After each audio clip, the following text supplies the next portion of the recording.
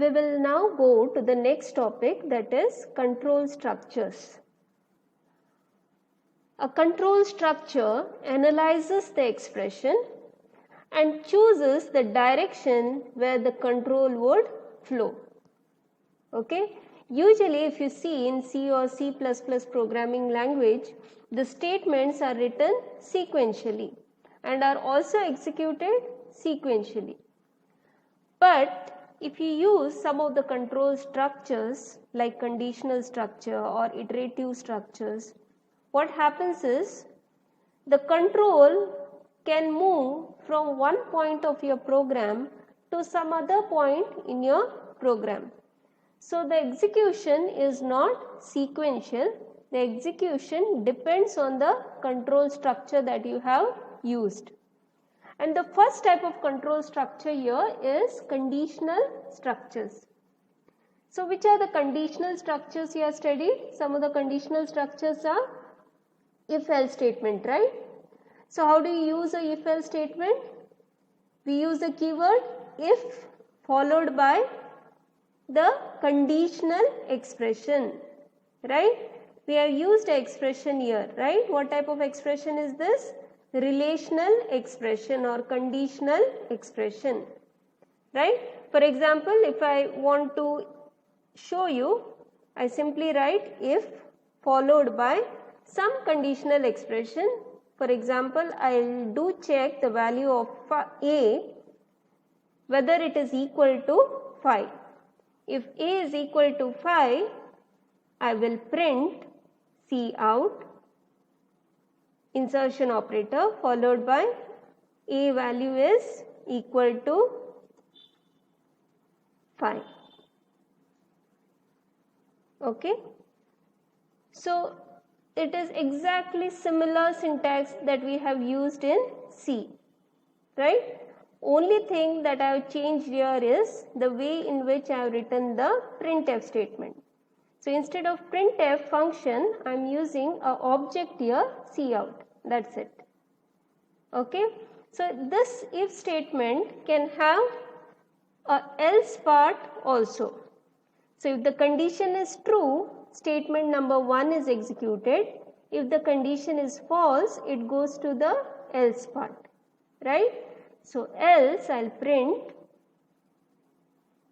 a is not equal to 5. Okay, simple. So if the condition is true, the control goes to statement number 1. If the condition is false, then it goes to statement number 2. Similarly, I can have else if statement also, wherein I can make a second check with respect to the variable. I can make a check here. If a is less than 5, I can print a is less than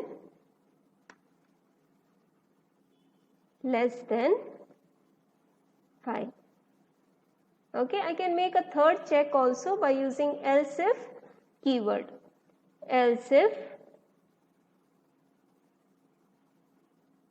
a is greater than 5, I will print Cout a is greater than 5. Okay, simple, right? So you can use if statement, else statement, else if statement to represent a conditional structure. Is there any more conditional structures which you have studied in C? There is one more conditional structure, that is switch statement, right? You can even use a switch statement like this. Switch followed by a expression.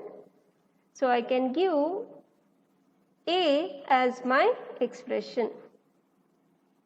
So whatever I give here in the expression part will be evaluated. Okay. Switch followed by the expression followed by opening flower bracket indicating the start of the scope of my switch statement, followed by the case statement, case followed by label, right? So what are these label? The value that you want to check. So a value could be 5, a value could be 0, a value could be 1, right?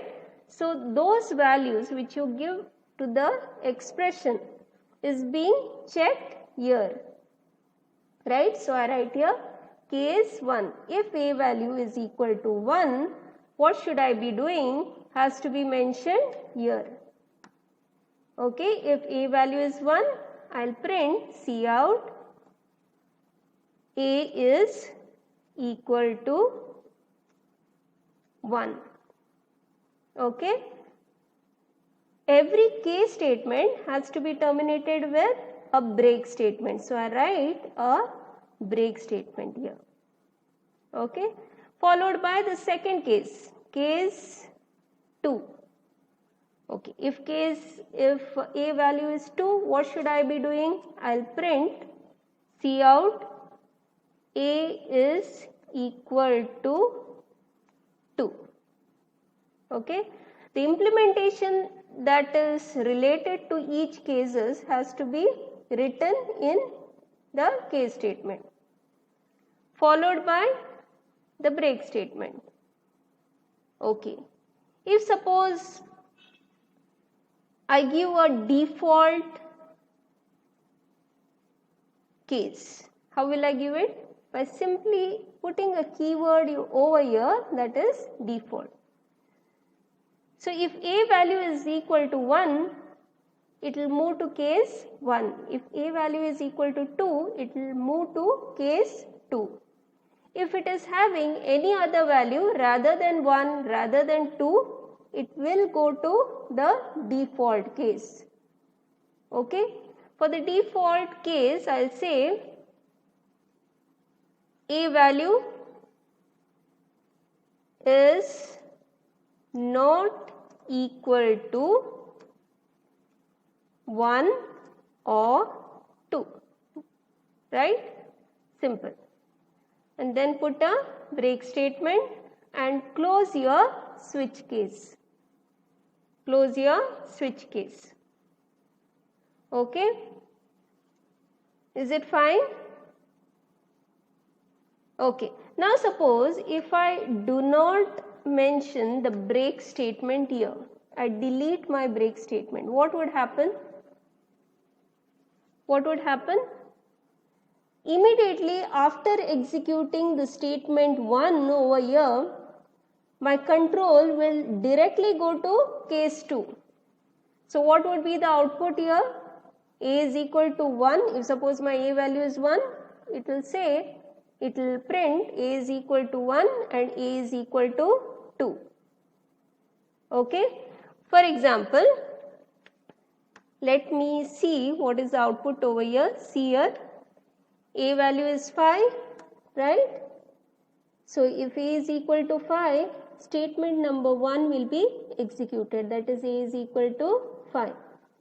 So I want to go to the next line, I want to take the control to the next line, so I will mention here endl. Okay. Then I go to the switch statement. Will the else if condition be executed? No, right? Else if condition will not be executed. Why? Because my if condition has evaluated to be true. So once the condition is evaluated to be true, the corresponding statement will be executed. What is the corresponding statement here? A is equal to 5. Okay, so my control will never go to the else if statement. Okay. Similarly, let us go to the switch statement. What is the value of A? The value of A is 5. So will it go to case 1? No. Will it go to case 2? No. So which case will it go? It will go to the default case, right? So it will print A value is not equal to 1 or 2, right? So let's see whether I am getting this output here. So if you see the output, it is saying, it is printing the value of the pointer. Let me delete that. A is equal to 5 and A value is not equal to 1 or 2. Exactly the same what we had predicted. Now let me change the value of A. Before that, let me delete this statement, the pointer statement, and let me change the value of A to 1. Okay. So ideally what should be the output? A value is equal to 1, right? So this condition evaluates to be false. So it goes to the second else if condition. So here 1 is less than 5, yes, 1 is less than 5, A value is 1, right? 1 is less than 5. So what will be the output here? A is less than 5. Okay. Now coming to the switch statement here, if you see here, A value is 1, right? So the control goes to which statement? Case 1, right? Because A value is 1. So what it prints here? A is equal to 1. After that I have a break statement. So my control goes out of the switch statement. My control goes out of my switch statement immediately when I encounter a break statement. If suppose I delete this break statement, the statement after the statement number 1 will also be executed. For example, let us now see the output of this program. It is saying A is less than 5, right? And A is equal to 1, right? Indicating that case 1 label has been executed. Okay. Now let me remove this break statement. Let me delete it and let me execute this program. Before that, let me print endl here. So also here, so that I can differentiate between two outputs and then execute my program.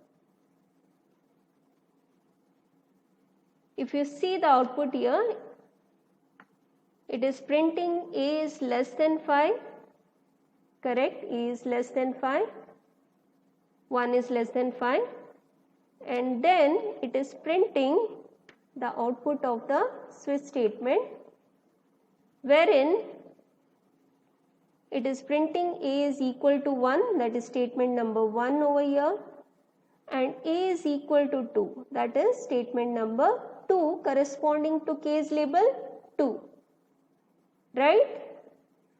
So just because I deleted this break statement, what happened? The control immediately went to the second statement, right? So break statement is very important. Otherwise your control doesn't move out of your switch statement. Perhaps it will execute all the statement below it.